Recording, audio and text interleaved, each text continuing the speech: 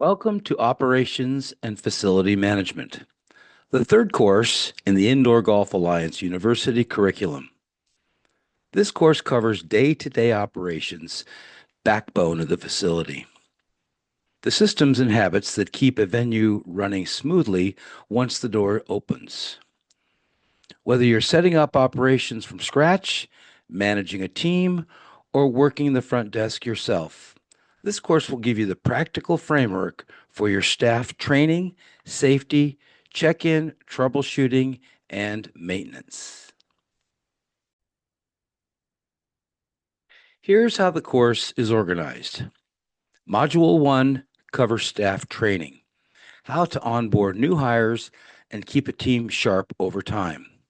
Module 2 covers safety and policies, the core risk specific to an indoor facility, and how to write policies that actually hold up in practice. Module 3 is about check-in systems, the technology and flow that keeps customers into their bay quickly and sets the tone for the visit. Module 4 covers troubleshooting equipment, the most common issues you'll run into, and how to know when to escalate.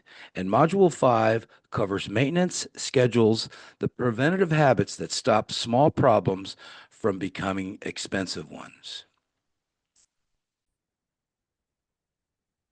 Modular 1, Staff Training. This module is about building a team that's ready to work independently from the moment someone's hired through ongoing development on the job.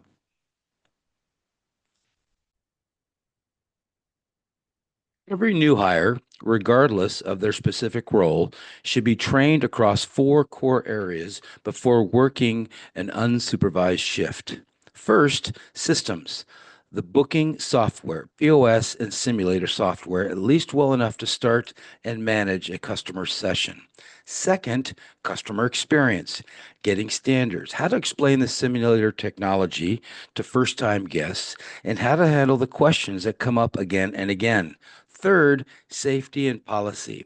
We'll go deep into this modular too, but every new hire needs at least working knowledge before their first shift.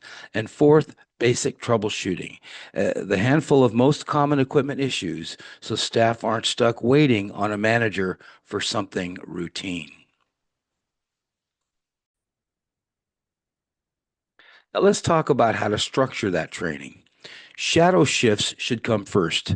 New hires should shadow an experienced staff member for at least one full shift before working solo. Written reference materials matter too. An onboarding manual reduces the burden of managers repeating the same training over and over and gives new hires something to check when they're unsure.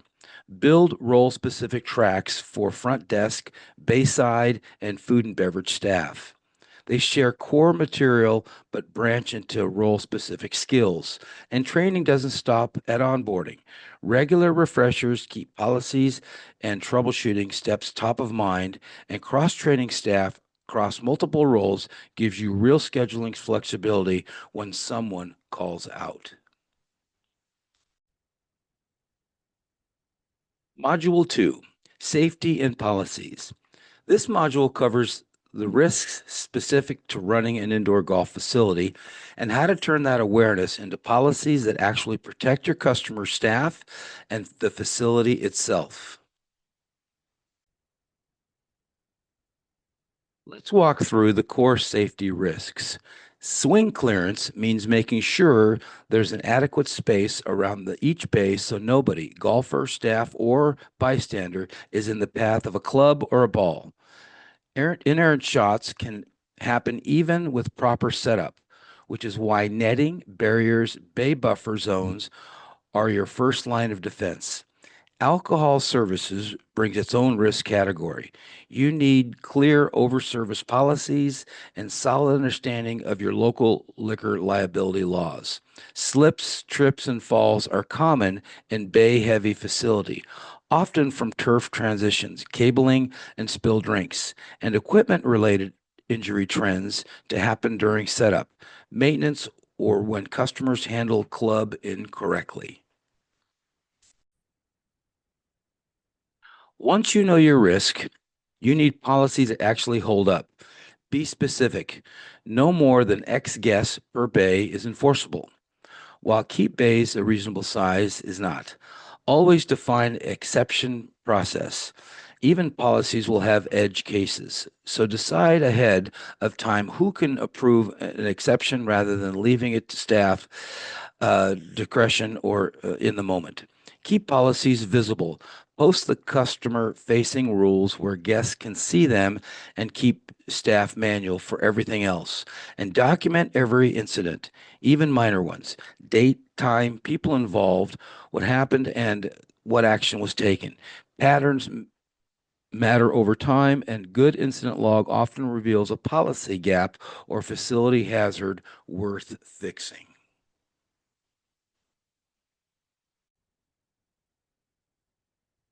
Module 3, check-in systems. A strong check-in process does three things at once. It gets customers into their bay quickly, it confirms the booking details are correct, and it sets the tone for the entire visit. This module covers the technology option and how to design that flow well.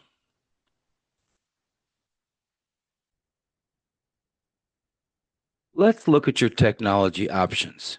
Front desk staffs check-ins the most common model, especially for venues with food and beverage service, where that personal greeting really matters. Self-service kiosks are useful for high-volume venues or off-peak hours, letting customers check in without waiting on staff. QR code or app-based check-ins lets customers scan a code tied to the reservation, which can auto-assign a bay and even start their simulator session. And when you're designing the flow itself, remember to confirm reservations and any add-ons before assigning a bay. Standardize the bay handoff so that every guest gets consistent walkthrough, and always have a plan for walk-ins. Most venues land on a hybrid. Staffed check-in as the default with self-service or app options available during peak times. Module 4, troubleshooting equipment. No facility runs perfectly all the time. So this mode covers the most common issues you'll encounter on a simple checklist your staff can run through, and how to know when something needs to be escalated.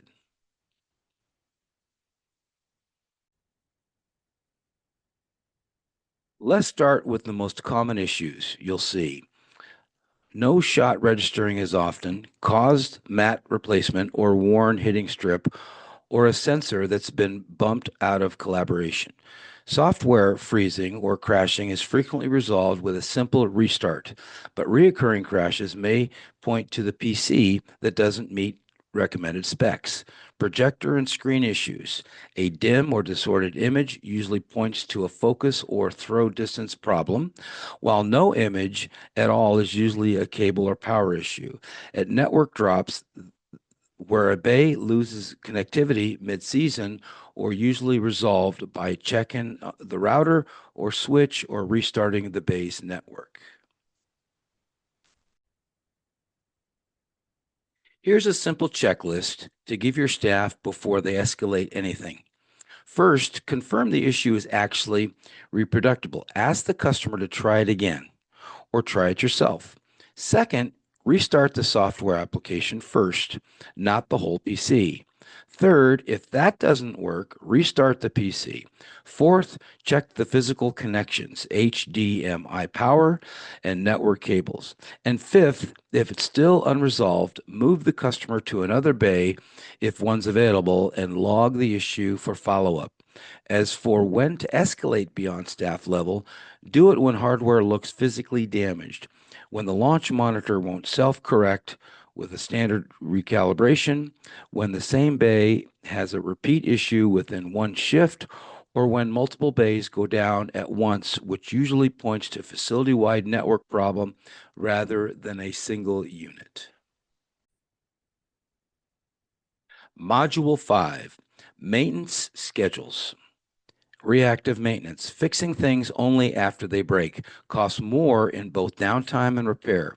Expensive than consistent preventative schedule. This module walks through exactly what to check and how often.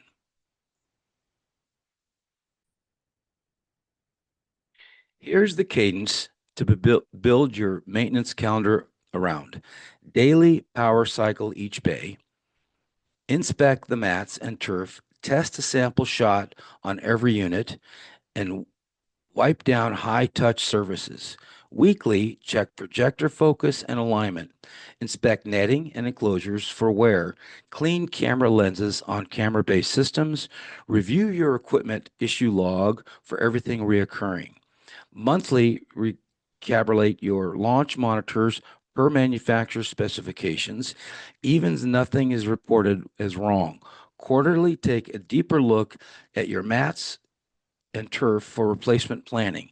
Change HVAC filters and review your network equipment for firmware updates.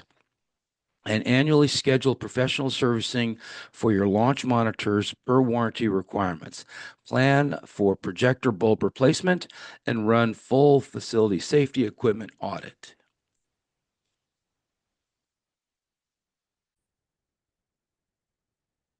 To bring it all together, your final project is to build a complete operations and facility management playbook.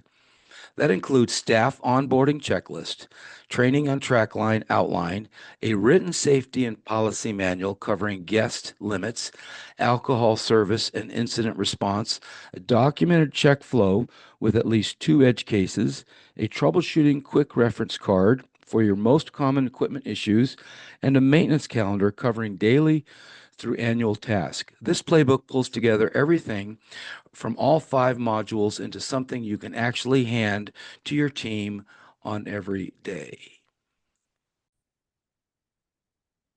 Well, that wraps up operations and facility management. Thank you for working through this course. These are the systems that quietly make or break a day-to-day experience for your facility. So it's worth investing the time to get them right. We'll see you in the next course.